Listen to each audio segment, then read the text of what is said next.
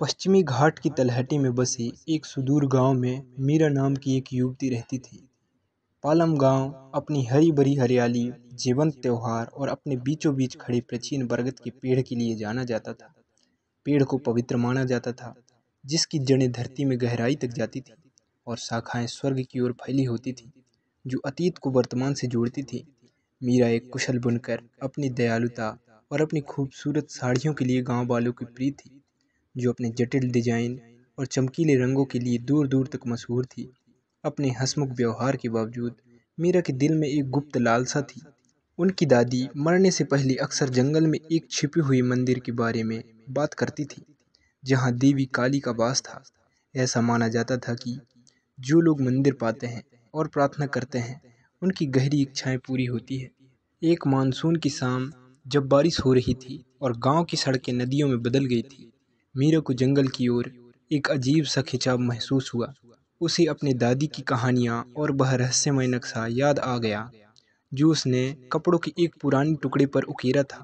सच्चाई को उजागर करने के लिए दृढ़ संकल्पित मीरा ने खुद को एक साल में लपेटा, एक लालटेन ली और जंगल की ओर चल पड़ी। बारिश से भीगा रास्ता खतरनाक था, जड़ें और बेलें जमीन पर फैली हुई थी, लेकिन मीरा आगे बढ़ती रही। बारिश की आवाज़ और कभी-कभी रात के पक्षी की आवाज़ ही उनके एकमात्र साथी थे। घने जंगल से गुजरते हुए उन्हें घंटों लग गए, लालटेन की हल्की रोशनी और हाथ में कसकर पकड़े एक नक्शे के सहारे। अचानक जंगल खुल गया और एक छोटी सी जगह दिखाई दी, जो एक अलौकिक चमक में नहा रही थी। बीच में एक पत्थर का मंदिर था, जो आईवी और काई से आधा छिपा हुआ था। मंदिर से प्राचीन शक्ति की आभा निकल रही थी और मीरा को लगा कि जैसे ही वह उसके पास पहुंची, उसकी रीढ़ में सिरहन दौड़ गई।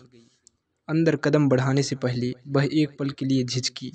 मंदिर के अंदर टिमटिमाते तेल की दियों से मंद रोशनी थी और हवा धूप की खुशबू से भरी हुई थी।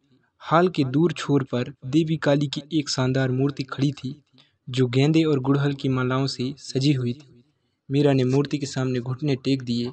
उसका दिल भय और श्रद्धा के मिश्रण से धड़क रहा था।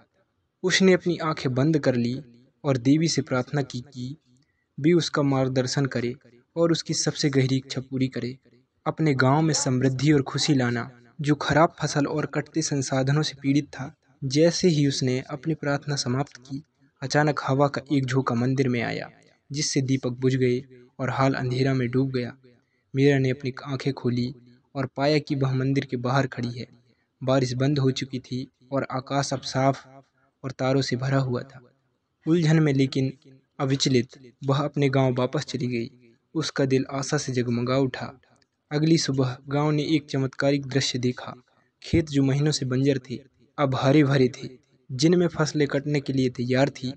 नदी जो लगभग सूख चुकी थी, जोरदार तरीके से बह रही थी, जिससे गांव में फिर से जान आ गई। गांव के लोग अचानक हुए इस बदलाव से बहुत खुश और आश्चर्यचकित थे। मीरा भी कृतज्ञता की गहरी भावना से भर गई। वह जानती थी कि देवी ने उनकी प्रार्थना सुनी है और उसके गांव को आशीर्वाद दिया है। उस दिन से उसने खुद को और भी खूबसूरत साड़ियां बुनने के लिए समर्पित कर दिया, जिसमें से हर एक देवी काली और उस चमत्कारिक रात को श्रद्धांजलि थी, जिसने पालेम को बदल दिया था। मीरा और छुपे हुए मंदिर की कहानी दूर दूर तक फैल गई, जो इस क्षेत्र में एक प्रिय किंवदंती बन गई। हर साल नवरात्रि के त्योहार के दौरान पालम के ग्रामीण प्राचीन बरगद के पेड़ के चारों ओर इकट्ठा होते हैं और उस युवा बुनकर की कहानी सुनाते हैं, जिसने जंगल में जाकर छिपे हुए मंदिर को ढूंढा और अपनी अटूट आस्था और दृढ़ संकल्प के माध्यम से अपने गांव में समृद्धि लाई।